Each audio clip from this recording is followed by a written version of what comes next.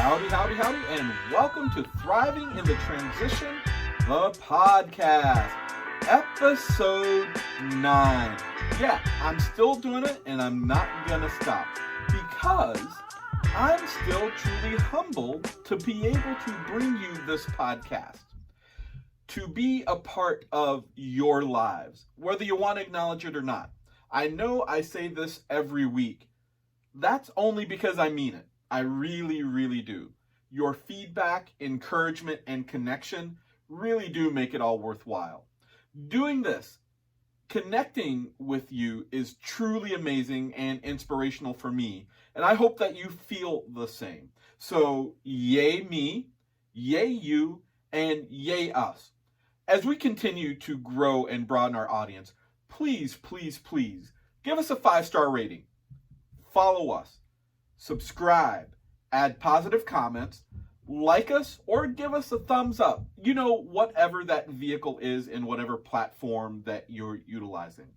What I'm ultimately trying to say, what I say every week, is you should connect with us. You should engage with us. We're now up and available on Anchor FM, Apple Podcasts, Breaker, Castbox, Google Podcast, Overcast, Pocket Cast, Radio Public, and Spotify. Simply search for us, Thriving in the Transition, wherever you listen to great podcasts. We strive to be among that list of great podcasts that you listen to, rely upon, and ultimately find useful. Why am I doing this? I ask this every week because I think it's important to set the foundation for anything that comes afterwards. Why am I doing it? It's a pretty brilliant question, my friends. And the answer is that this is the first step in my bid to take care of... The answer is, this is my bid. It's the first steps in my bid to take over the world. And the answer is this. This is my first step in my bid to take over the world.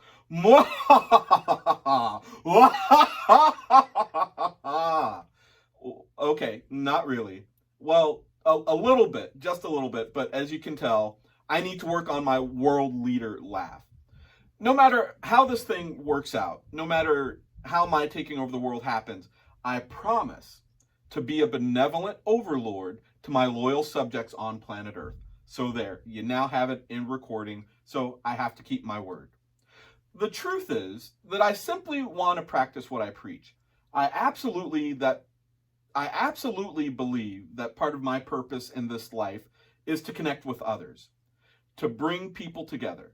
And I want to highlight and exemplify the fact that we've got more in common than we do in difference.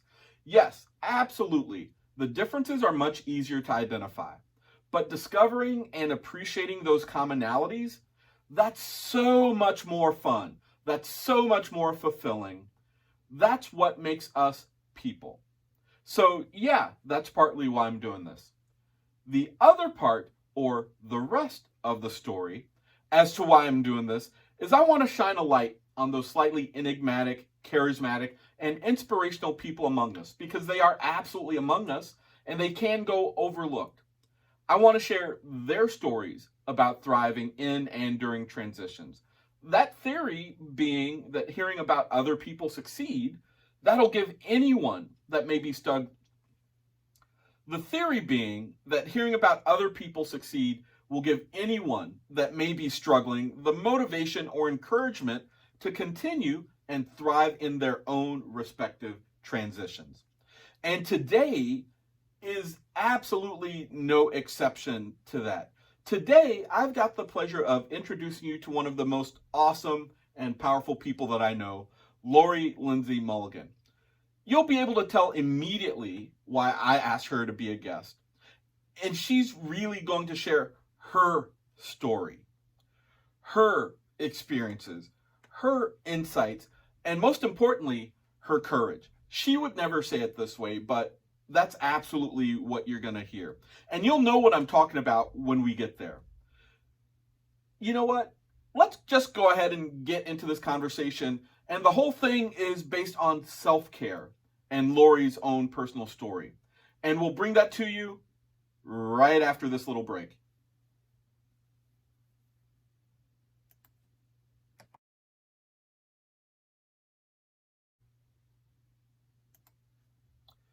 Folks, I just have to give another special thank you to Laurie Mulligan for sharing her story, but maybe more importantly, her experiences with self-care. I cannot emphasize how important this topic is to thriving in the transition. There were so many great points and moments in that conversation, and I'm going to do my best to recap for you. Number one, be aware and beware of the should versus the need. In any transition, whether we're talking COVID-19 and sheltering in place, whatever that transition may be, there's always that should. I should do this. I should apply to that job. I should fill out that application. I should go to that networking event. I should go to the gym. This list can go on and on. But what about the need? What do you need to do? Maybe you need to take a break. Maybe you need to recharge your batteries. Maybe you need more rest. Maybe you need, who knows? You need to answer that for yourself. See what I did there, throw in that extra need? So be aware of the should versus the need. Number two, plan for self-care. Self-care just doesn't happen. If it did, this likely wouldn't be a topic on this podcast. There likely wouldn't be all those books, all those websites, and this would not be in such dire need for the world because self-care is incredibly, incredibly important. Unfortunately, self-care is likely that topic, that thing, that's the first thing to go. You will write off caring for yourself before caring for your kids, your spouse, your job, the Boy Scout troop, the Girl Scout troop, church, the block party, whatever it is. All that being said, knowing that self-care is so easily neglected, you have to plan for it, schedule for it, make it a part of your calendar, make it a part of your agenda, send yourself an email reminder. Heck, ask the Google Assistant or Alexa to set a reminder for you to do something with self-care. In terms of my wife, maybe you can plan on being the vacation version of your best self. In my wife's case, that's Vacation Kelly. But if you remember from the conversation, be vacation you, be vacation Jamie, vacation Chris, vacation Jennifer, vacation whoever. That best part of yourself where you can relax, where you can let go, where self-care comes so much easier as if you were on vacation.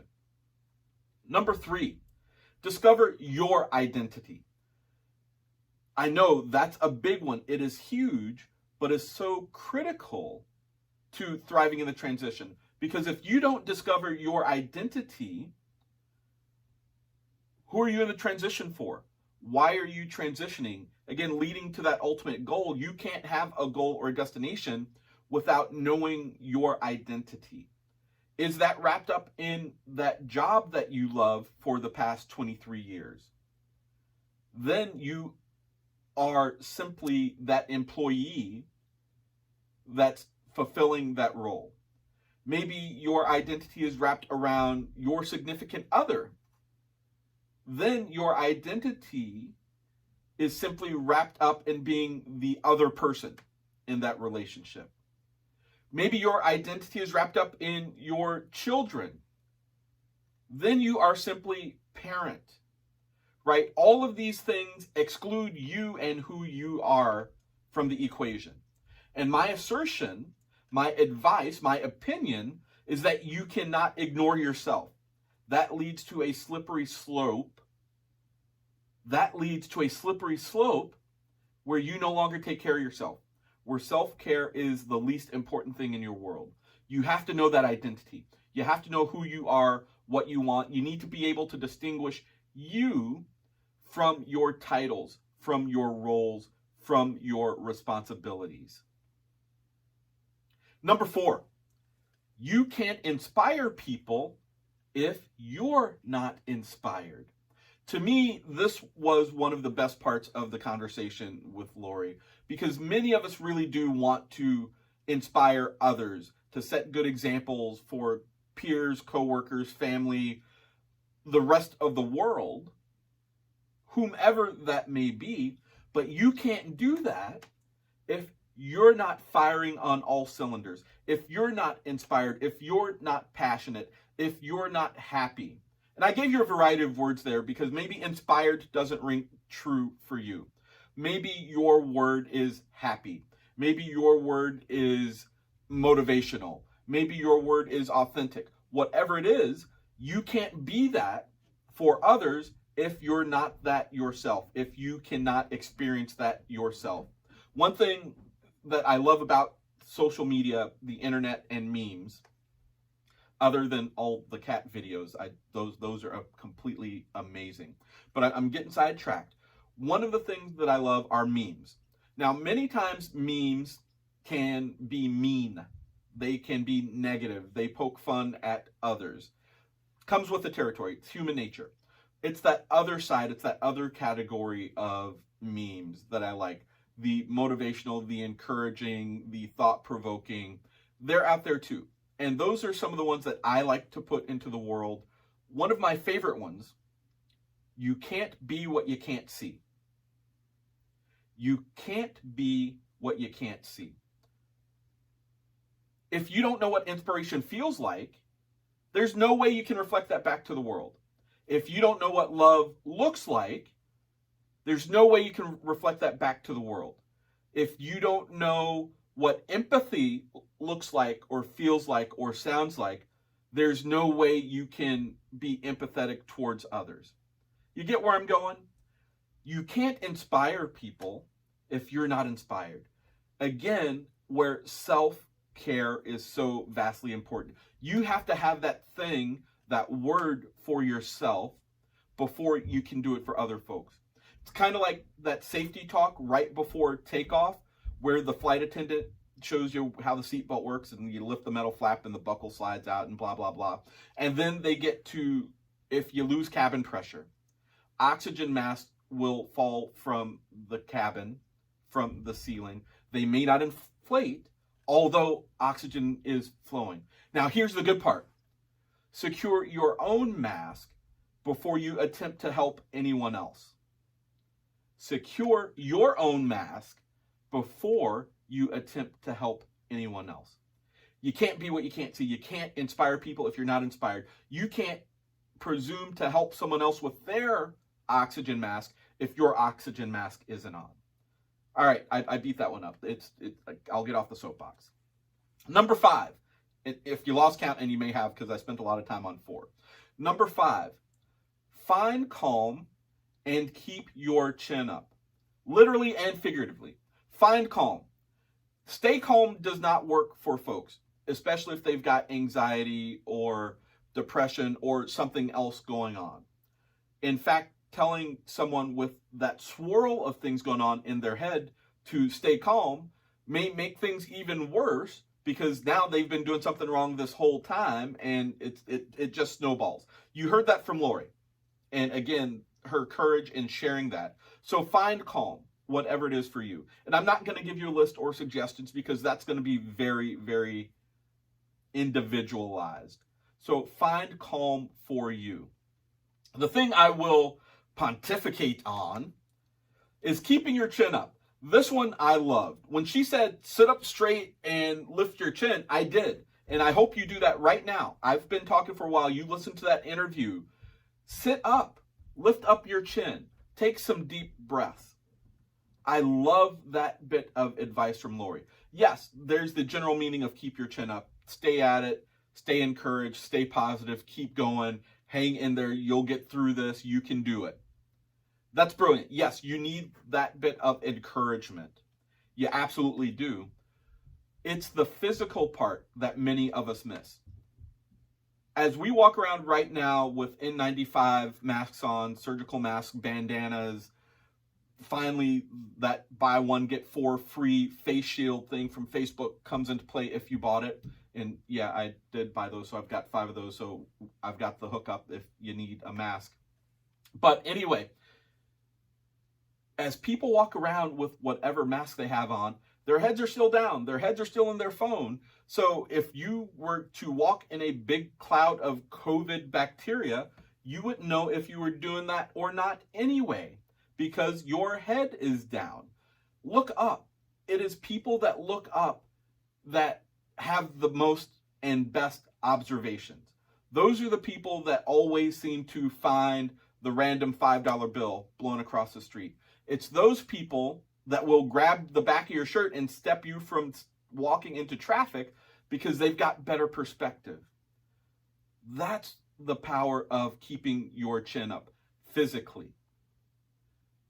Do it. When it comes to an air of confidence, and I'm not talking about just pretending to have confidence. Confident people keep their chin up physically. They have no reason to tuck or bow their heads or to stay looking down. Connect with folks, look them in the eye, smile, say hello. Yeah, I'm adding a whole bunch of stuff into the simple keep your chin up, but they're related. They're all combined and not possible if you don't keep your chin up. I love that concept. Simple, to the point, keep your chin up. Number 6, give yourself some credit. Reflect on your accomplishments. Make a list. For many of us, it's difficult. Transitions are hard. No one has denied that. I've not denied that. None of my guests have denied that. They are hard. Don't beat yourself up. If you don't end up where you want to, I'm thinking about Tammy Parrish right now. If you are a server in your hometown and a wedding party comes in, that's not defeat. Go ahead and make the move to New York. Give yourself some credit. What have you done up to that point? Look at those things and use it as motivation, use it as fuel to go after the next target. If you have not landed your dream job, if you have not gotten that degree, if all of those things have become barriers to where you want to be, I'm thinking of Steve Ryman. Give yourself some credit for what you've done, the family that you've built, the house that you've bought, the career that you've established, the reputation that you've created, that all will now allow you to continue to forge a path forward. Give yourself some credit.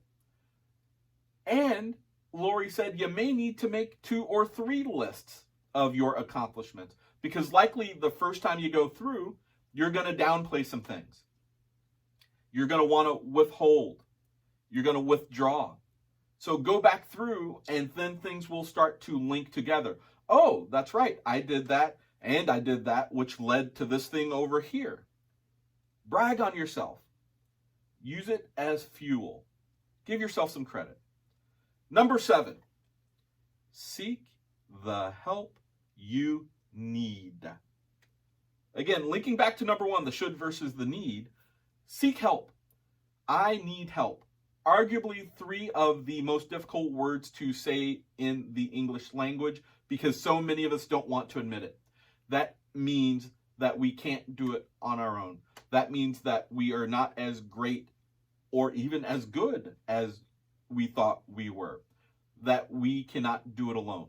That's not a bad thing. That's why you connect with folks. That's why you get to know the commonalities, because now you know who to get help from. You know the right questions to ask in order to receive that help. Whatever it is. In the case of anxiety and depression, consult a family member. Consult those people that know you the most. Get perspective. See how your transition is truly impacting you.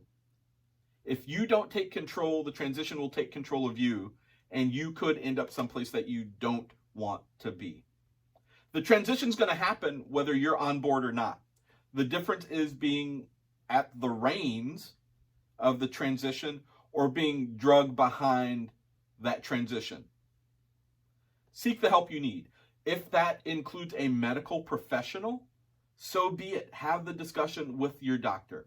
If that means a referral to a licensed therapist, so be it. Seek the help you need. If it's changing a job or breaking up with your longest relationship, that's what you need to do. Seek the help you need. Number 8. This one seems counterintuitive and may even seem a little negative. If you're not going to do it today, you're not going to do it tomorrow either. I'm going to say this one again. If you're not going to do it today, you're not going to do it tomorrow either. If today you've deemed that thing, that activity, that goal unworthy, what's going to make it more worthy tomorrow? If you look at your list of to-dos and generically cut off the last 4, they're not somehow now going to make it to the top of your list tomorrow because they were at the bottom of your list today. Don't play that game with yourself. Don't fool yourself. Don't trick yourself into thinking that you will. I'm reminded of my grandmother, and you guys know that I love my grandparents dearly, dearly, dearly. They raised me. Sage people, full of wisdom, and they've imparted that to me, and I'm going to share it with you. One of the things that my grandmother always used to say as I was an adolescent growing up, don't put off till tomorrow what you can do today. Don't put off till tomorrow what you can do today. Just another way to say if you're not going to do it today, you're not going to do it tomorrow.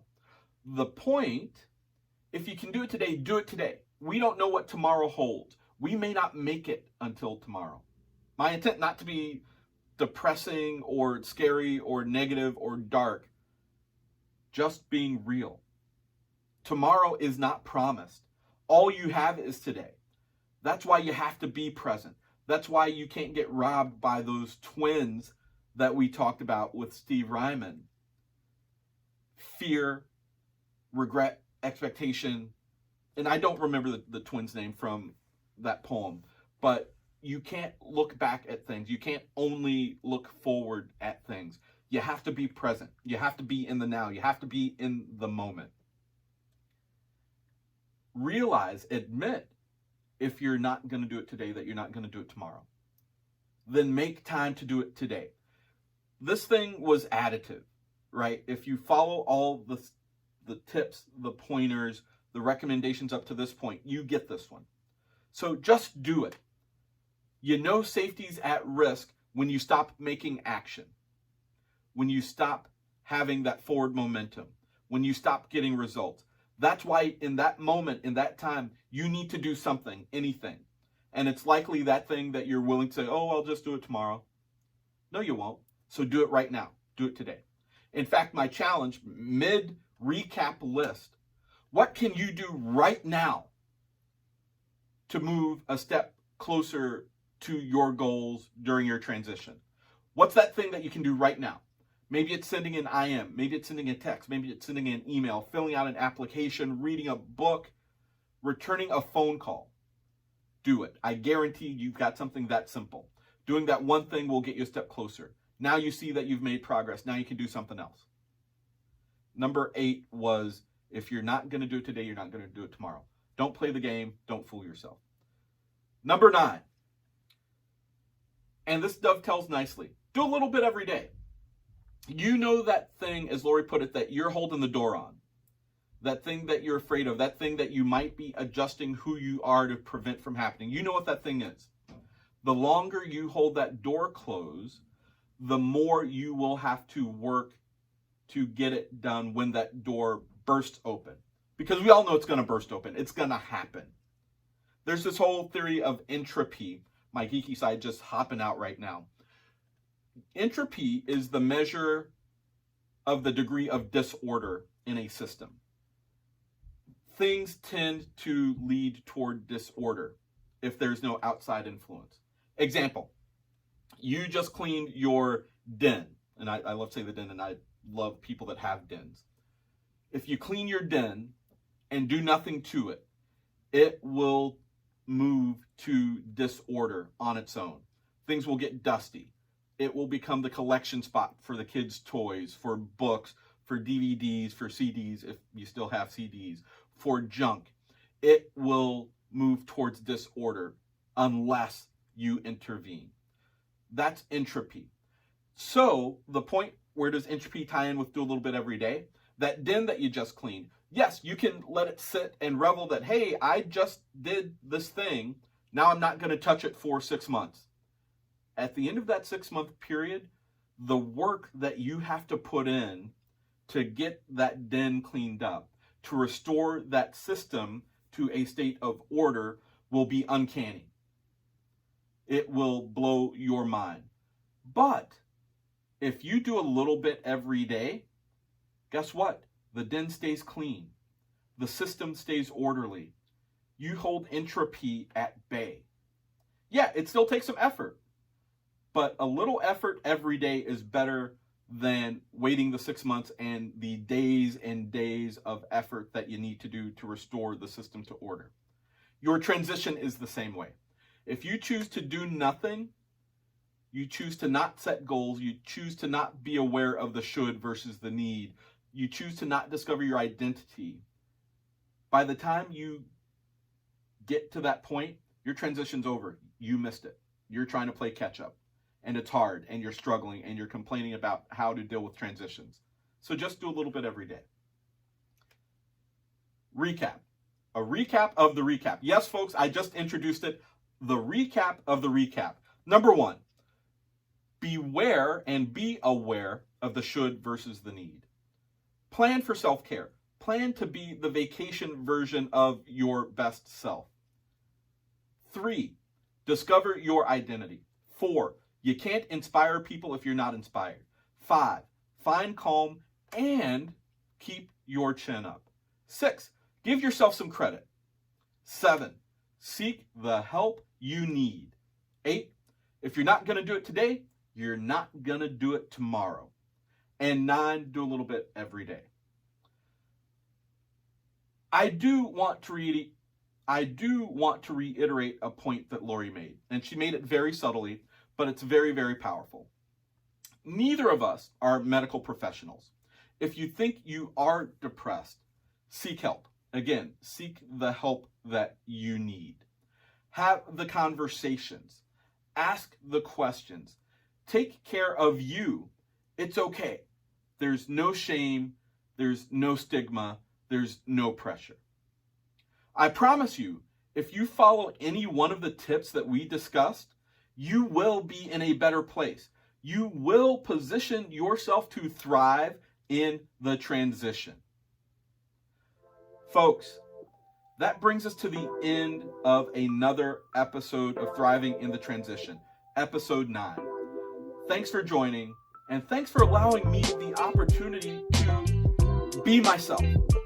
If you're getting something from this podcast, please give us a 5-star rating wherever you listen to podcasts. And I don't care where you listen to this podcast, as long as you listen. A good buddy of mine, I remember when I was in Green Bay, I just got my first motorcycle. I got a crotch rocket. I got a Suzuki Katana 600, red, awesome. In fact, I still ride a Suzuki Katana. He rode a Harley. Now, typically, people that ride Suzuki Katanas don't hang out with people that ride Harleys. The most brilliant thing ever. It doesn't matter what you ride, as long as you ride. It doesn't matter what you ride, as long as you ride. We've got more in common than we do in difference. That thing in common, we both ride motorcycles. So, wherever you listen to your podcast, I don't care where that is, as long as you listen. Doesn't matter where you listen, as long as you do. Please subscribe and add us to the list of other great podcasts that you listen to. Follow me on Twitter and Facebook at Logic Consulting, Logiq Consulting. Also, follow me on Instagram at Logic Coach, LOGIQ_coach. Don't forget, there's a YouTube channel as well where you can actually see me with little snippets of this show. That YouTube channel has the same name, Thriving in the Transition. Yeah, I'd be remiss if I didn't tell you, there's also a website, thrivinginthetransition.com, all one word, www.thrivinginthetransition.com. And now, you can get all of our episodes right from that website. So wherever you listen to podcasts, just go to my website. You'll find the podcast there. We added a podcast link to the menu for your convenience. It's all right there in one spot. Your one-stop shop for all things thriving in the transition. Now you don't need to go to multiple websites. Just go there. Just go to my website. And while you're there, look around. See how else we can connect. Lastly, If you're interested in supporting this podcast and helping us grow, send me an email, send me a tweet, send me a direct message, send me a smoke signal, a carrier pigeon, a coded message via the Pony Express. I don't care. I'm going to receive all those messages. You'll find a sponsorship button on the homepage at Anchor FM. That's www.anchorfm.com/TITT for Thriving in the Transition. Again, just look for the support button. Most importantly, don't keep this a secret. Tell your friends, tell your family, tell your coworkers. When you're on your next Zoom call, because we're all doing something virtual now because of COVID-19, when you're on your next Zoom call and your manager asks you the most proud moment of your week, tell him or her that you've been listening to this amazing podcast. You've been listening to me on Thriving the Transition, the podcast. All right, folks, I'm out. Until the next episode, cheers. Have a great day.